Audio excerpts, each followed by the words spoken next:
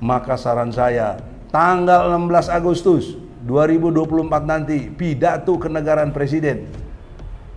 Tolong anggota DPR, MPR, DPD, gerakkanlah hati Anda itu atas izin Allah untuk minta pertanggungjawaban Presiden Jokowi karena dia tidak melaksanakan amanah, tidak sesuai pasal 7A yang melakukan perbuatan tercela setidak-tidaknya karena ijazahnya palsu tadi. Mohon digerakkan hati presiden terpilih, mau suka atau tidak, hari ini namanya Prabowo Subianto, untuk menegakkan hukum yang sebenar-benarnya karena dia akan bersumpah juga demi Allah. Jangan nasibnya nanti sama dengan Jokowi, dihina oleh masyarakatnya sendiri walaupun dia bergelar presiden.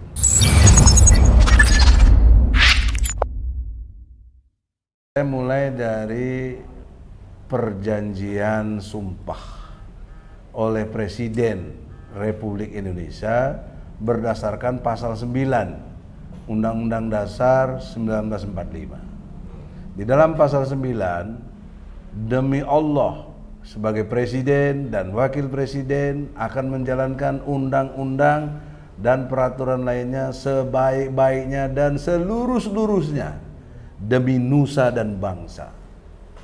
Itu janji sumpah presiden pakai Al-Quran di belakangnya. Semua 7 presiden dari mulai Soekarno, Soeharto, Habibie, Gus Dur, Mega, SBY dan Jokowi. Jokowi juga sumpah. Oh sudah, udah 2 kali. Udah 2 kali percaya Quran. 2 kali. Nah, itu artinya Al-Quran itu kan kitab suci. Itu peristiwa suci buat kita. Maka konsekuensi tauhidnya ada di surat Al-Ahzab yang biasanya saya TikTok terhani bacain, tapi ini waktu kan, ayat 15, bahwa sumpah jabatan itu akan dimintai pertanggungjawaban. Semua perjanjian kepada Allah menyebut nama Allah dimintai pertanggungjawabannya. Nah, oleh karena itulah dalam konteks ini secara konstitusional sekaligus ini solusi, saya minta dan berharap tentunya kepada Allah, bukan pada manusia. Semoga Allah gerakkan hati orang-orang pimpinan dan anggota MPR, termasuk di dalamnya DPD RI, anggota DPR RI, untuk tergerak hatinya minta pertanggungjawaban presiden. Karena banyak kelakuan yang sudah dijalankan tidak sesuai dengan ketentuan hukum yang berlaku, termasuk ijazah palsu. Sekedar catatan saja bahwa blessingnya dari kita gugatan tahun 2022 di PN Jakarta Pusat dimentahkan dengan ditangkapnya Bambang Tri dan Gus Dur, maka peristiwa perdata yang merupakan kewajiban kami harus membuktikannya berpindah menjadi wilayah hukum pidana. Maka kewajiban pembuktian, kewajiban menghadirkan saksi-saksi yang perlu dengan biaya yang cukup besar, ya, itu dibebankan kepada jaksa penuntut umum. Karena dialah yang menuntut, dia yang mendakwa, bahkan dituntutnya 10 tahun. Namun ketika di persidangan selama kurang lebih 6 bulan di Pengadilan Negeri Surakarta atau Solo, majelis hakim tidak bisa menjawab, jaksa penuntut umum tidak bisa menjawab ketika kami para advokat dari tim pembela ulama dan aktivis bertanya mengenai mana ijazah aslinya Jokowi. Gak terjawab karena dari orang saksi 27 orang dari pihak mereka, 5 ahli, 22 saksi fakta seperti kepala sekolah, wakil ketua OSIS, teman sekelas, teman sebangku, teman bermainnya, ya, itu dipanggil sebagai satu kesaksian. Dan menariknya, tidak satu pun dari mereka pernah lihat ijazah aslinya.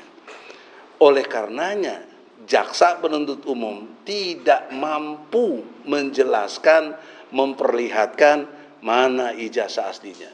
Tapi anehnya, tuntutan jaksa 10 tahun. yang 10 tahun tersebut justru dikabulkan oleh majelis hakim dengan tuntutan diputuskan menjadi 6 tahun. Itulah kita banding, diturunkan menjadi 4 tahun. Dengan catatan pasal 14 dan 15 Undang-Undang nomor 1 tahun 46 dicabut karena tidak dijadikan dasar hukum. Dan kemudian terakhir kita lihat MK pun juga telah mencabutnya undang-undang tersebut. Maka logika hukumnya seharusnya bebas demi hukum. Kami punya klien Gus Nur dan Bambang Tri, tapi dilalah tetap dihukum 4 tahun penjara. Sekarang Gus Nur di penjara Solo, Bambang Tri dipisah di Seragen, Jawa Tengah. Ini fakta hukum yang mengerikan. Kenapa mengerikan? Karena tidak sesuai rasa keadilan, tidak sesuai fakta-fakta hukum yang berlangsung. Tapi terjadi, dan semuanya putusan pengadilan pun harus dengan nama Tuhan yang Maha Esa. Sementara Tuhan yang Maha Esa itu di Indonesia ini tidak lain adalah Allah. Di mana disebut Allah? Di Mukadimah alinea ketiga Undang-Undang Dasar pembukaannya. Berkat rahmat Allah dinyatakan kemerdekaan Indonesia. Berkat rahmat Allah.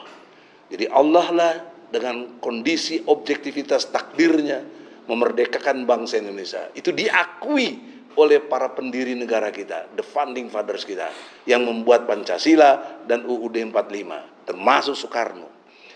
Oleh karena itu, lebih jauh lagi, Allah itu menjadi dasar negara Republik Indonesia dengan diabadikan sila pertama Pancasila, ketuhanan yang Maha Esa. Itulah yang tertera dalam pasal 29 ayat 1 bahwa negara Republik Indonesia berdasar kepada ketuhanan yang Maha Esa. Siapa yang Maha Esa tadi? Jelas Allah. Allah itu punya hukum, namanya hukum Islam. Harusnya di negeri ini berlaku hukum Islam. Siapa yang memberlakukan? Menurut pasal 5 ayat 1 Jungto pasal 20 dan 21 UUD 45, mereka itu adalah presiden dan DPR. Itulah yang punya kewenangan membuat hukum di negeri ini.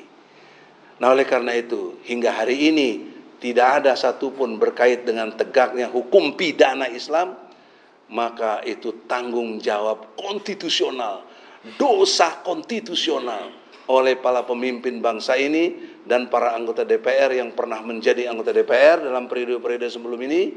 Mereka akan dimintai tanggung jawab oleh Allah sesuai tadi surat Al-Ahzab ayat 15. Karena kalian sudah berjanji waktu menjabat, sudah bersumpah demi Allah akan menjalankan undang-undang sebaik-baiknya dan seluruh-seluruhnya, tapi kalian hianati. Ingat, azab Allah itu bisa cepat, tapi juga bisa lambat. Itu otoritas Allah, tidak ada yang bisa menekan Allah. Kita hanya bisa berharap kepada Allah bahwa segera tegak. Sekarang solusi yang terakhir. Saya berharap sebelum ada pertanggungjawabannya presiden ini, kalau menurut Undang-Undang Dasar tidak diatur dengan baik, maka saran saya tanggal 16 Agustus 2024 nanti pidato kenegaraan presiden. Tolong anggota DPR, MPR, DPD, gerakkanlah hati Anda itu atas izin Allah untuk minta pertanggungjawaban Presiden Jokowi karena dia tidak melaksanakan amanah, tidak sesuai pasal 7A yang melakukan perbuatan tercela setidak-tidaknya karena ijazahnya palsu tadi. Sudah inkrah, dibuktikan di PN, di PT, dan di Mahkamah Agung. Nah, jika ini tidak mungkin juga, maka harapan terakhir kepada Allah, mohon digerakkan hati presiden terpilih, mau suka atau tidak, hari ini namanya Prabowo Subianto, untuk menegakkan hukum yang sebenar-benarnya, karena dia akan bersumpah juga demi Allah. Jangan nasibnya nanti sama dengan Jokowi, dihina oleh masyarakatnya sendiri, walaupun dia bergelar presiden, tapi nggak ada artinya karena penghinaan terus bertubi-tubi dan juga kepada keluarganya. Semoga atas izin Allah, insya Allah, Allah akan menolong kita sepanjang kita juga mau menolong agamanya. Ya ayyuhalladzina amanu intang surullaha yansurkum wa yusabbit aqdamakum. Ya orang-orang yang beriman, jika kamu mau membela agama Allah, maka Allah pasti membela engkau dan meneguhkan kedudukan engkau. Surat Muhammad ayat ke-7.